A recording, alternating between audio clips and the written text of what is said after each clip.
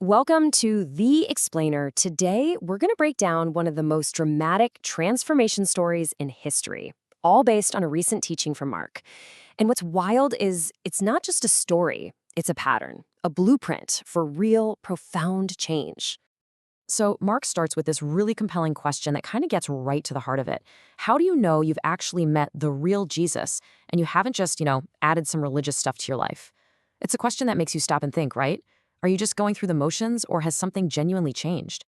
And to answer that, he unpacks the story of Saul of Tarsus. Now, the key here is that he doesn't treat this like some one-off lightning strike miracle. No, he shows how it's actually a repeatable, four-part pattern for how someone truly transforms. Okay, so step one. It all starts with an encounter. And we're not talking about a small change of mind here. This is a world turned upside down kind of event. Something so disruptive it just shatters your entire system. Everything you thought you knew, gone. So think about Saul. He was this incredibly zealous Pharisee. He wasn't just taking a walk. This was a purposeful, 6-day trek with one thing on his mind: destroy this new movement. He was heading to Damascus to literally hunt people down. And you can see from this map, this was not an easy trip. It was a long, grueling road. But Saul was completely driven by this intense purpose. In his mind, he was 100% doing the right thing. He's walking on a road, probably a lot like these, full of conviction. And then, bam! His conviction runs headfirst into a reality that he just can't explain.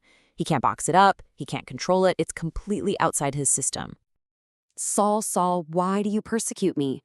Imagine hearing that, a light from heaven, a voice, and it's the voice of the one he's trying to destroy. In a single moment, that question just dismantles everything he stands for. That is the encounter. And this is a really crucial point Mark makes. This whole thing isn't a magic formula. You can't just follow steps 1, 2, 3 and expect the same result. It's a pattern. It's something we can observe, a sequence that tends to show up whenever real change happens. You see, the encounter forced Saul to face a God that was way, way bigger than the one he had in his head. We all do this, right? We create a God that fits in our comfortable little box. But this encounter, it just shattered Saul's box. It showed him a God that was holy, disruptive, and absolutely not under his control. So after that world-shattering encounter, what's next in the pattern? Well, it's a period of total dependence. You literally lose what defines you. Think about it. Saul was an expert in the law. His intellect, his knowledge, that was his identity. And suddenly, he's blind. He can't read, he can't study. For 3 days, his greatest strength is just gone. He's forced into silence, forced to rely on others for everything. Mark brings in this amazing C.S. Lewis quote that really nails it. God whispers to us in our pleasures, but he shouts in our pain. It's in that humbling space, when you've lost everything you rely on, that you can finally truly listen. You're forced to reconsider everything you thought you knew. All right, so real change, it almost never happens alone, right?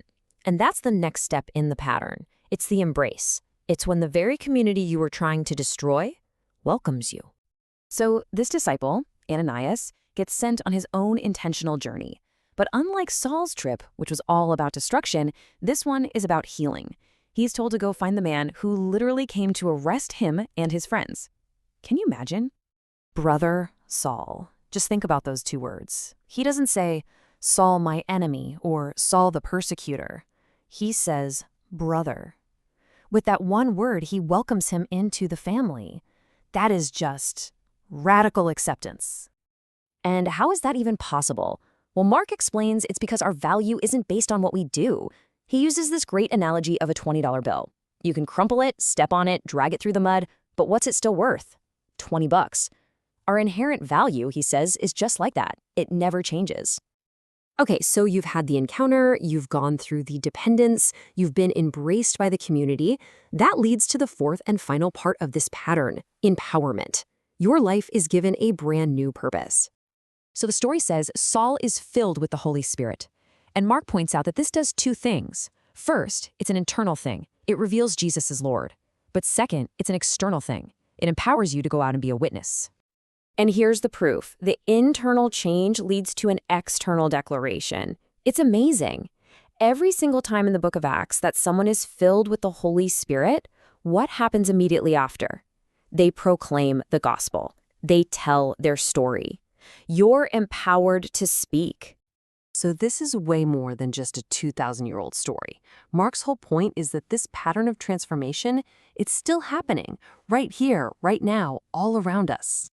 And he brings it home with this pretty startling number from his local area. Over 225,000 people have reportedly just given up on finding hope or purpose in church.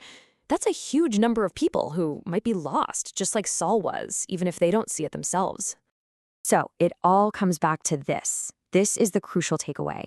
This observable pattern, a disruptive encounter, a humbling period of dependence, being welcomed in with an embrace, and finally getting a new purpose through empowerment. That is the framework for real, authentic transformation. And that leaves us with one final, pretty provocative thought.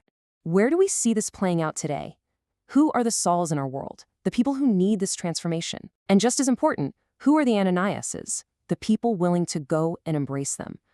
It's something to really think about, isn't it?